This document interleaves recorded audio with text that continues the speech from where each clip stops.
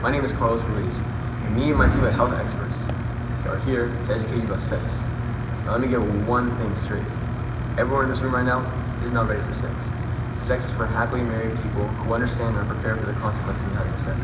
Now if this is you, you're ready. If it's not, just remember, God is watching. Kids need to learn about their bodies and the other gender's bodies for two important reasons. One, learning about anatomy will ensure that you know how your body is supposed to look and function, so that if something ever goes wrong, you'll know immediately to get medical care. Another reason why it's important for you to learn about anatomy is that it'll help you make educated decisions about your body in the future. Just because you aren't sexually active right now doesn't mean it's okay to be ignorant. If you inform yourself about these reproductive functions, it'll help you make the right choices later on in life. The male reproductive organs are the testes, the epididymis, the vasa deferentia, the ejaculatory ducts, and the penis. The male has two of each of these, except for the penis. Other accessory glands are the seminal vesicles, prostate gland, and the bulbourethral glands. The testes are one of the primary reproductive organs for the male. It is full of tubules and cells that produce sperm and testosterone respectively. The other primary organ is the penis, and it is the organ of sexual intercourse. When a man is aroused, the muscles in his reproductive organs contract, and this sends matured sperm from the testes to the vasa deferentia to the urethra and then to the outside. The female reproductive organs are the ovaries, the oviducts, the uterus, the cervix, and the vagina. An oocyte is an immature egg, and all of a woman's oocytes are created in her two ovaries before her birth. The sex hormones estrogen and progesterone are also created in the ovaries. The oviducts lead an oocyte from the ovary to the uterus. The oviduct is also called the fallopian tube. The uterus is where a new embryo develops. In between the uterus and the vagina is the cervix. The cervix secretes a mucus that helps sperm move, and once the egg is fertilized, protects it from bacterial infection. The vagina is the organ used for sexual intercourse and is where babies are birthed from. A woman's first period can be confusing. A period is part of a woman's menstrual cycle. This cycle takes about 28 days, though it may vary from woman to woman and from month to month. The menstrual cycle contains two other cycles, the uterine cycle and the ovarian cycle. There are three phases to the uterine cycle. The first phase is menstruation. This is the part referred to as the period. In it, the lining of the uterus from the previous cycle, called the endometrium, exits the woman through the vagina, and a new endometrium begins to be built. This part of the cycle lasts for around 13 days. In the proliferative phase, the endometrium begins to thicken in preparation to receive a matured egg. The end of this cycle coincides with the beginning of ovulation. In the last phase, called the progestinal phase, the corpus luteum is formed from the remains of the follicle, and it secretes estrogen and progesterone.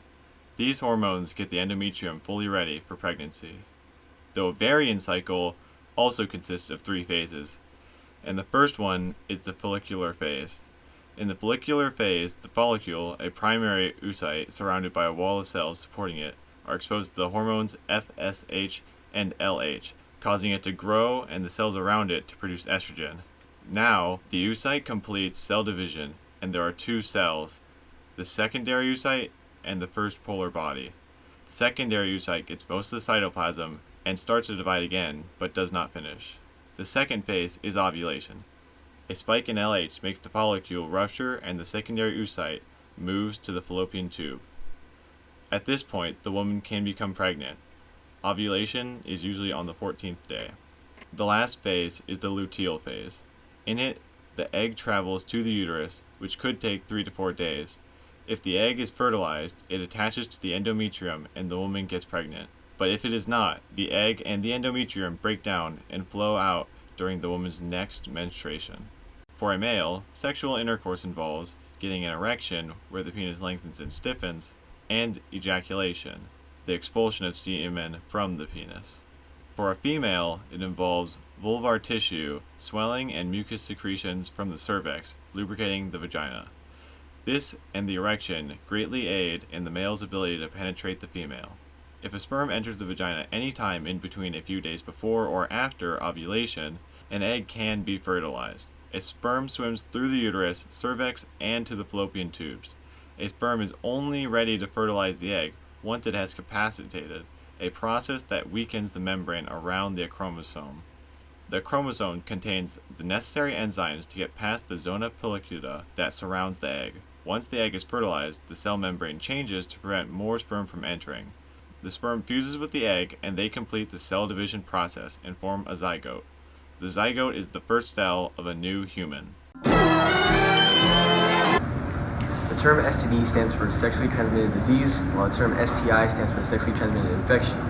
The key difference between those two is that although someone might have an infection, it hasn't gone to the point where it can be called a disease. One common STI is gonorrhea. Symptoms can include painful urination and abnormal discharge from the penis or the vagina.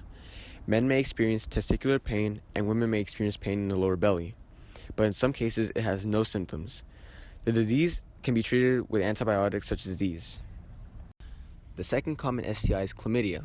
This STI spreads by sexual contact. Symptoms may include genital pain and discharge from the vagina or penis.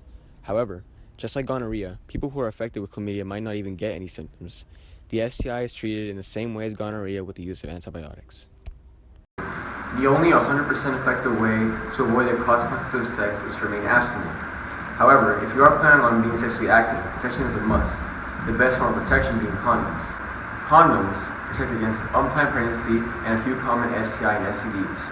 Another way of avoiding unplanned pregnancy is with the use of birth control. Birth control stops ovulation, thus not allowing an egg to be fertilized by sperm. A good combination is the use of birth control and condoms to avoid unplanned pregnancy and STI and STDs, since birth control alone does not prevent these infections. What's this stuff? Protection. Want some? Nope. Look at your back. I don't feel so good. Leatherneck. Next time, use this protection. Without protection, sex could make you sick and even put you in the hospital. Now we know. And knowing is half the battle. I believe this video helped you understand the structure and function of both the male and female body.